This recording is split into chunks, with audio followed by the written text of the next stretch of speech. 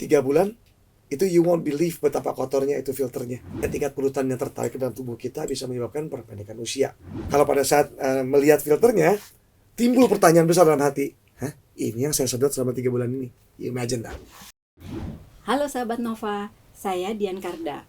Seperti kita tahu, belakangan ini kita banyak menerima informasi bahwa kabarnya Indonesia menduduki peringkat ke-17 sebagai negara dengan kualitas udara terburuk.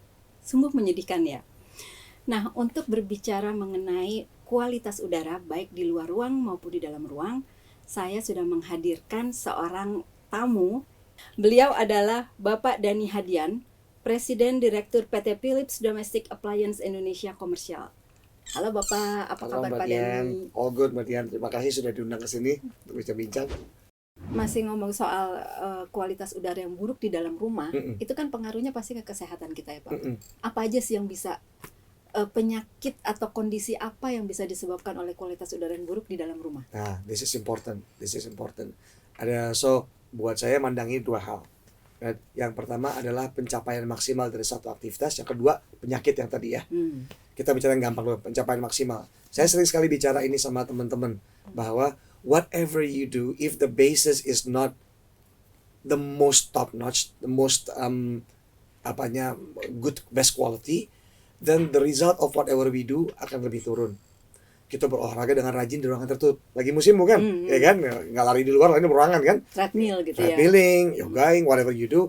Kalau if all those good things is done in dalam satu confined area yang udaranya kotor, alangkah sayangnya aktivitas itu. Right? Dia tidak akan mencapai level maksimalnya. Itu satu. Nomor 2, kaitannya sama penyakit. Sebenarnya kalau saya lihat secara umum ada 3 grup, oke? Yang pertama adalah alergi, yang kedua adalah cancer, yang ketiga adalah premortality. Yaitu yang tadi saya sebut di awal, data WHO itu yang menunjukkan bahwa tingginya tingkat polutan yang tertarik ke dalam tubuh kita bisa menyebabkan perpendekan usia. Right? Nah, problemnya sekarang gini, tapi kan Pak, udah sih nggak kenapa-napa tuh, gitu. Beda-beda setiap orang. Right? Jadi sensitivity orang terhadap polutan di udara itu beda-beda banget. Ada orang-orang yang lebih sensitif, misalnya orang-orang yang punya cardiovascular illness atau punya allergy problems, asma, ya kan? Itu akan lebih sensitif dengan penyakit-penyakit seperti itu. Juga dari segi tipe orang, usia anak kecil sama orang lanjut usia jauh lebih pertinan biasanya, gitu. Atau orang-orang yang tadi saya sebut punya penyakit-penyakit tertentu. Jadi bukan hal kecil ini sebenarnya. Kita aja kadang-kadang karena nggak aware menganggapnya sehat-sehat aja gitu kan ya. But then saya pernah cerita, saya pernah melakukan eksperimen pribadi nih di ruangan, salah satu ruangan tertutup, ruangan kerja, ada kucingnya. Saya air purifier 3 bulan itu you won't believe betapa kotornya itu filternya. Kalau pada saat melihat filternya, timbul pertanyaan besar dalam hati. Hah? Ini yang saya sedot selama 3 bulan ini. You imagine that.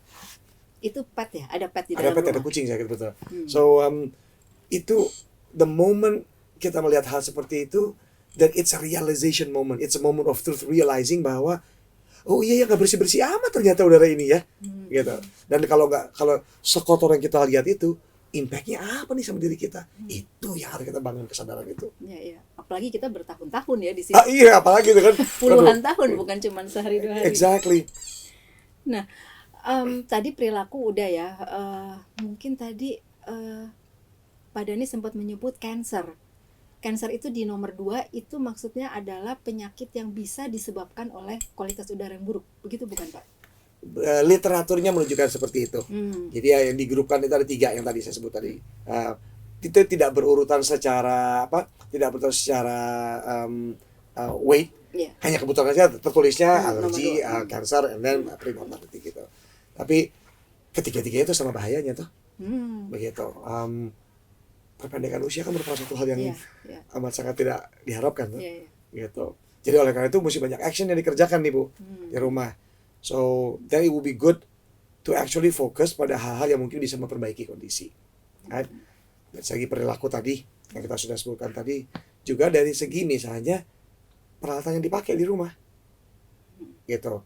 Misalnya kita pick and choose dengan baik material yang kita pakai untuk cat, untuk upholstery, Yeah. right? Untuk bedding segala macam, dan mungkin juga melakukan hal lainnya, misalnya yang sering kita bicarakan dari zaman masih kecil, plantation dalam ruangan.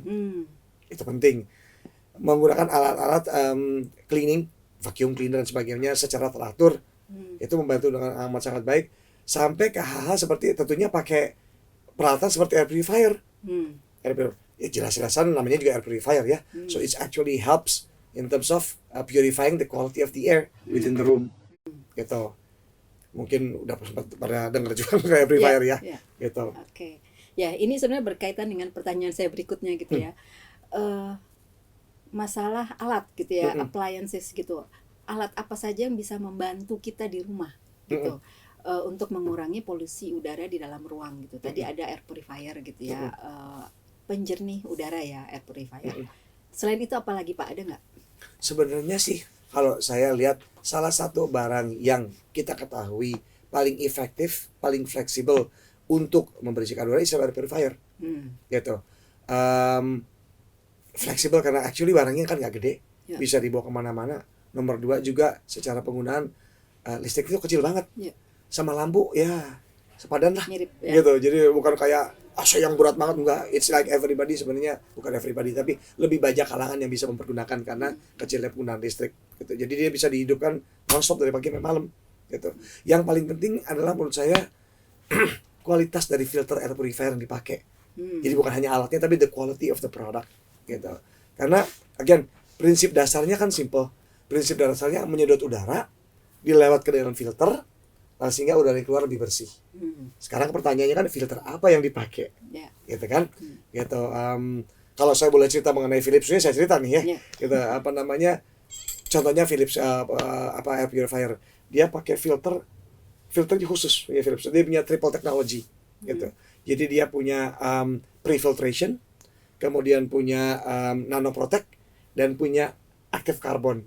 Karena ini gabungan 3 ini nih super efektif dalam pandangannya. Result dari research juga menunjukkan bahwa itu efektif membersihkan udara, menangkap sekitar 99,97% dari ultrafine particles yang melayang-layang ini. Dan ukuran yang di capture tuh kecil sampai ukuran 0,003 mikrons. Itu di bawahnya tadi ukuran yang kita sebut yang PM 2,5 tadi. Dan untuk memudahkan pengertiannya, itu tuh lebih kecil, jauh lebih kecil daripada mungkin yang orang sering aware, ukuran virus corona. Jauh lebih kecil, right? So which means harusnya dia bisa secara efektif membersihkan, memurnikan udara dalam ruangan tertutup. And that's important itu.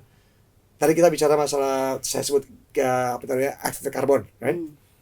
Itu nggak semua orang punya active carbon, karena active carbon tuh sangat penting dalam rangka menangkapi ini loh, gases itu, the hazardous gases di air gitu loh.